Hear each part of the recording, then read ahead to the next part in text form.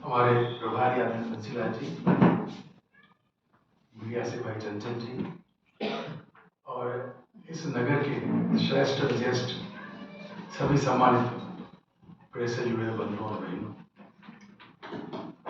Media से पधारे हुए आप सभी बंधुओं और बहनों का मैं भारतीय जनता पार्टी शहर जिला की ओर से हार्दिक स्वागत और अभिनंदन करता हूँ।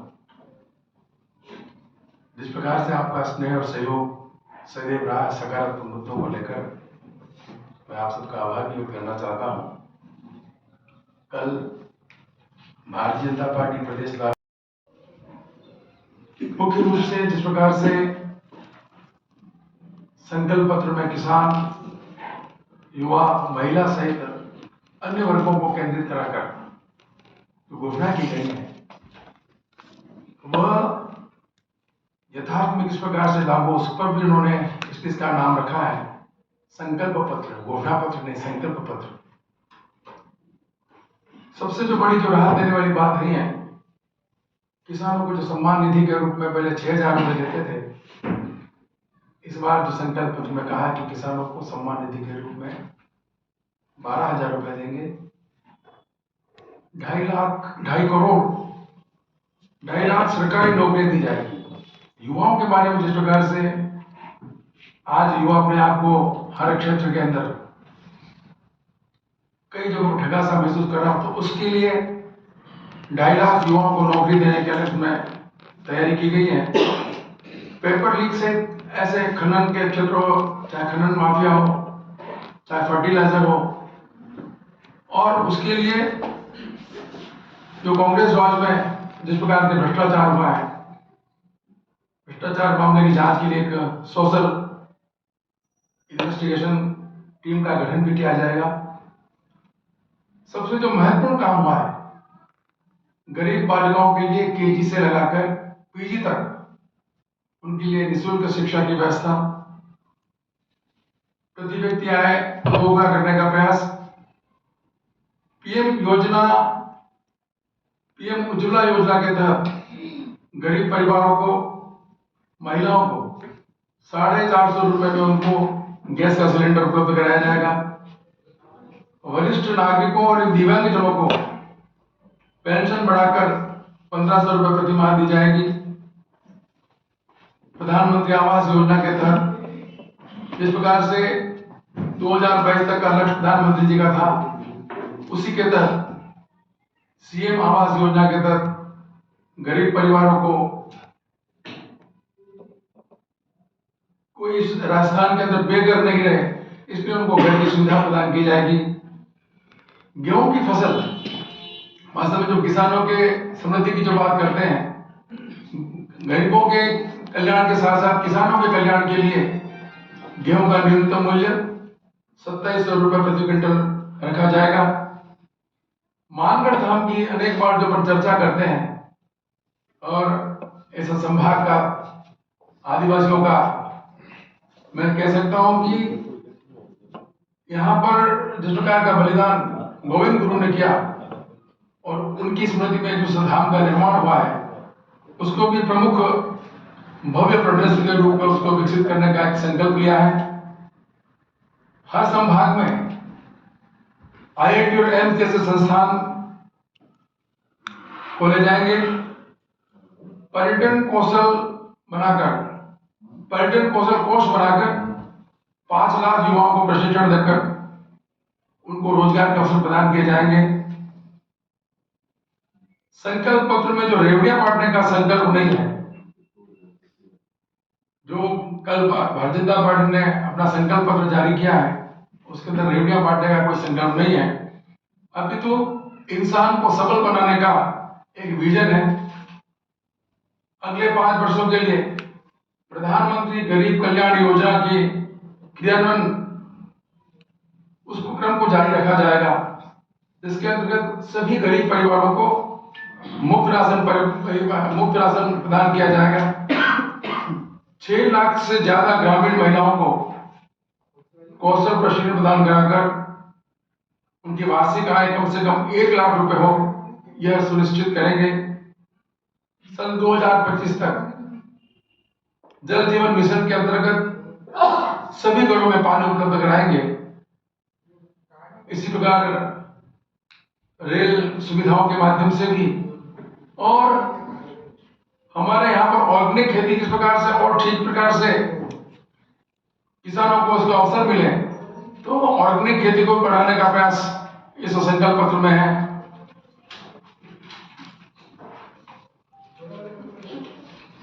जनजाति स्वतंत्रता सेनानियों के बलिदान के प्रति मानगढ़ धाम के मेरे बारे में आपने अभी आपके सामने बात रखी है। सरकार के कार्यकाल में जिस प्रकार से बिजली का जो संकट आपने देखा है, उस बिजली संकट के निवारण के लिए 24/7 बिजली सुनिश्चित हो, यह भी इस संकल्प पत्र में बात हो रही है। कुल मिलाकर यदि चर्चा की जाए, गांव, गरीब, युवा, महिला सशक्तिकरण और आधारभूत विकास पर विशेष ध्यान दिया है। मेरा मानना है कि जिस प्रकार से इस गहलोत शासन में भ्रष्टाचार से लगाकर किसानों की कर्ज माफी, युवाओं के साथ छलावा, पेपर लीक, ऐसी अनेक घटनाएं हुई हैं, जिसके कारण राजस्थान के 7 करोड़ से अधिक जनता ने अपने आप को छलावा महसूस किया है। पेपर लीक के बारे में जिस प्रकार से विशेष जोर दिया गया है कि इसके अंदर जो भी लोग जुड़े हैं उनके खिलाफ कार्रवाई की जाएगी, तो मेरा मानना है कि इस संकल्प पत्र के माध्यम से एक विजन सामने रखा है। एक महत्वपूर्ण जो घोषणा बार बार जो कांग्रेस उठा रही थी, ERC के पानी की योजना है, उसके अंदर भी केंद्र के सहयोग से इस योजना को पूरा किया जाएगा। तो मेरा मानना है कि संकल्प पत्र तैयार करने में माननीय अर्जुन राम जी मेघवाल जी ने, प्रदेश नेतृत्व ने जो संकल्प पत्र तैयार किया है, वह राजस्थान वासियों की आशाओं को पूरा करने का प्रयत्न होगा उसके माध्यम से। और भारतीय जनता पार्टी की जो कथनी और करने में किस प्रकार का अंतर नहीं है, वह भी इस संकल्प पत्र के माध्यम से उन्होंने प्रकट किया है। मैं आप सभी बंधु और बहनों का बहुत हार्दिक स्वागत अभिनंदन करता हूं। आप सभी का समय समय पर जो सहयोग और इस उदयपुर के विकास में भी जो विजन आप लोग रखते हैं, और मैं सोचता हूं गरीब युवा के लिए और किसानों के लिए एक जिस प्रकार का एक विजन तैयार किया है, क्योंकि कांग्रेस शासन में ये सभी वर्ग अपने आप को ठगा सा महसूस कर रहे थे और उन बातों को ध्यान में रखकर बार बार जन आंदोलन भी हुए थे। विभिन्न आंदोलन के माध्यम से जनता के पास भी बात है कि ये सरकार हर मामले पर फेल हुई है। कुशासन, भ्रष्टाचार, जंगल राज, इस प्रकार का एक वातावरण इस सरकार ने निर्मित किया है। अब समय आ गया है इस संकल्प पत्र के माध्यम से जनता के बीच, और ये जो संकल्प पत्र के जो बिंदु आए, ये जनता से जो जनता के द्वारा जिस प्रकार के सुझाव आए, उन सुझावों के इसके अंदर प्रदेश नेतृत्व ने तैयार किया है। मेरा मानना है कि भारतीय जनता पार्टी का जो संकल्प पत्र है, आने वाले 5 वर्षों में जिस प्रकार का विजन लेकर इसमें अपने जिस प्रकार का विजन रखा है, इसमें प्रदेशवासी निश्चित रूप से इससे अपने मन के अंदर प्रसन्नता का अनुभव करेंगे। और इसके अंदर ये विशेष तौर से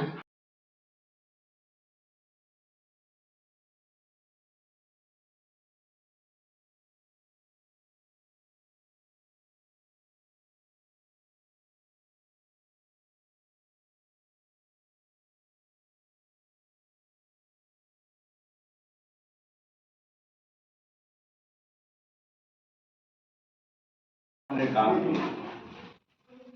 रविंद्र जी शिमाली का कार्यकाल आया, 172 करोड़ रुपए इनके कार्यकाल में खर्च हुए, मेरे से भी डबल से भी ज्यादा। और उसके बाद रणजीत डांगी का जो कार्यकाल आया, 250 करोड़ से ऊपर के काम नगर परिषद के माध्यम से उदयपुर की जनता की सेवा के किए गए। और चंद्र सिंह जी का तो 600 करोड़ ऊपर गया। इतने काम कराने के बावजूद, 6 बोर्ड होने के बावजूद भी एक भी आरोप भारतीय जनता पार्टी या उसके बोर्ड पढ़ने लगा है, ये अपने आप में एक उपलब्धि है और उसी का परिणाम है कि हम परिणाम चाहते हैं जनता से।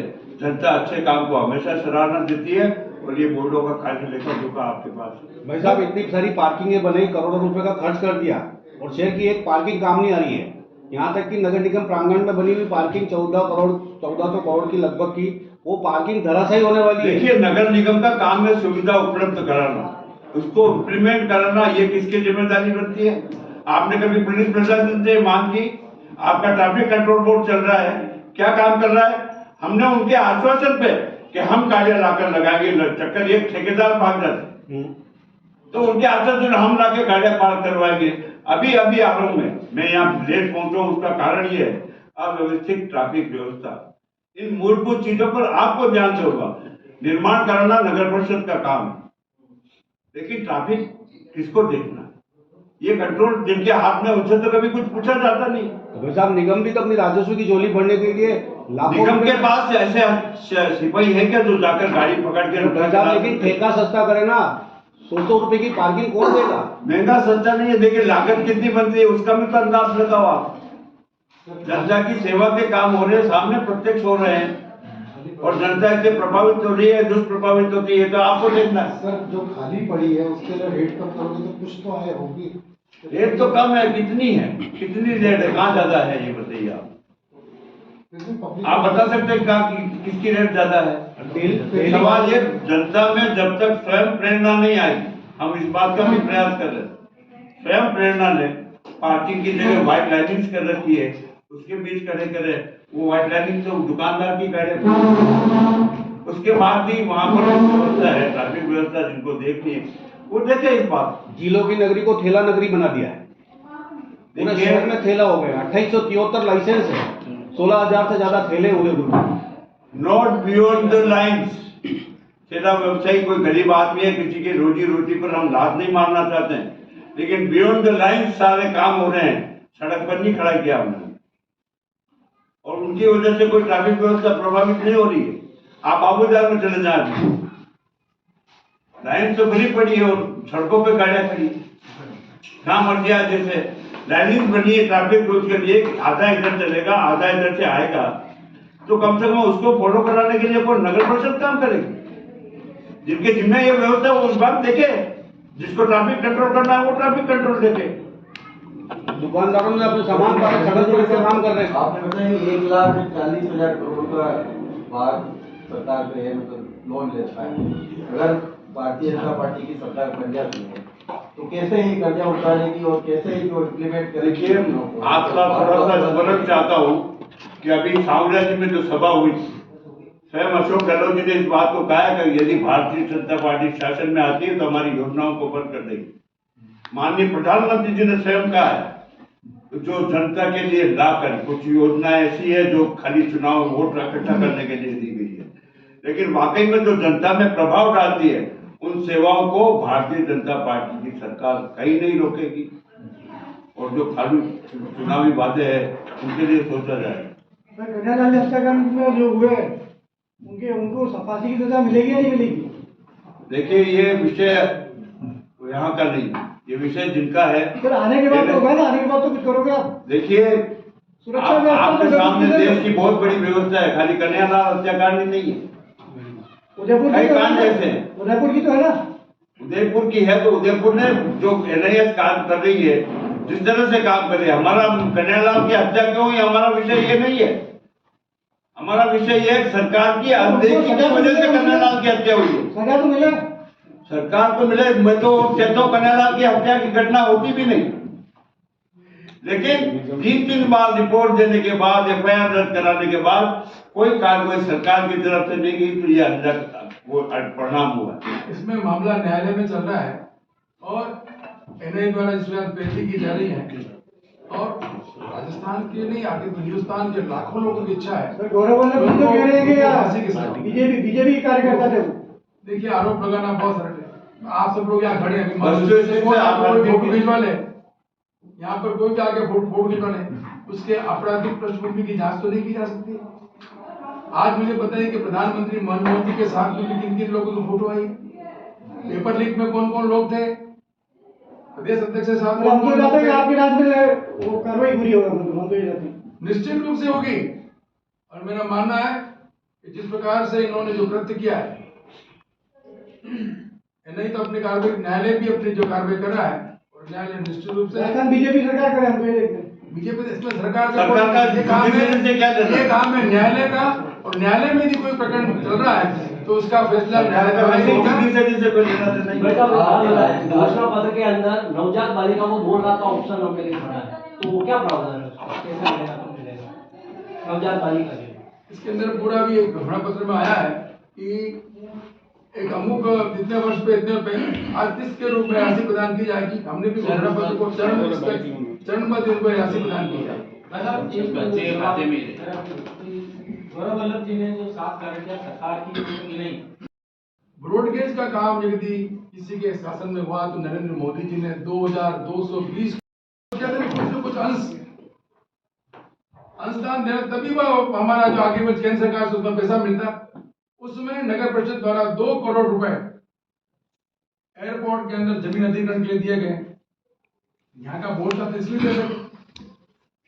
अब बात ये करते हैं